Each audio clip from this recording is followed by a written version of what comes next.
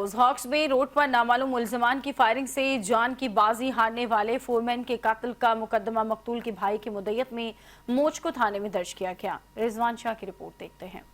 कहती है कि मकतूल के वर्षा ने लाश का पोस्टमार्टम नहीं करवाने दिया, ताहम डॉक्टर ने लाश का बालाई जायजा लेने के बाद बताया कि मकतूल मोहम्मद फारूक नियाजी की दाईं बगल के नीचे एक गोली लगी जो बाएं बगल के नीचे से निकल गई और यही मकतूल की मौत का सबब बनी। मुद्दई मुकदमा और मकतूल के भाई तारिक खान नियाजी ने पुलिस को बताया कि मुद्दई मुकदमा और मकतूल के भाई तारिक खान नियाजी ने पुलिस को बताया कि मोहम्मद फारूक अल इमरान फ्रेट सर्विसेज में फोरमैन के तौर पर काम कर रहा था। वो गुज़िश्ता रोज हस्बे मामूल ड्यूटी पर जाने के लिए सुबह 9 बजे घर से निकला, लेकिन रास्ते में नामालूम अफराद की फायरिंग का निशाना बन गया। दोपहर को भाई के नंबर से ही इतला मिली। अस्पताल पहुंचा तो भाई की लाश पड़ी थी। मुद्दई तारिक खान नियाजी के मुताबिक मकतूल 5 बच्चों का बाप और आबाई ताल्लुक मियांवाली से था। मकतूल के भाई का कहना है कि किसी से ना कोई रंजिश थी ना कोई दुश्मनी। फिर मेरे भाई को किसने और क्यों कत्ल किया? पुलिस कातिलों को गिरफ्तार करके हमें इंसाफ फराहम करे। रिजवान शाह, 5 न्यूज़, कराची।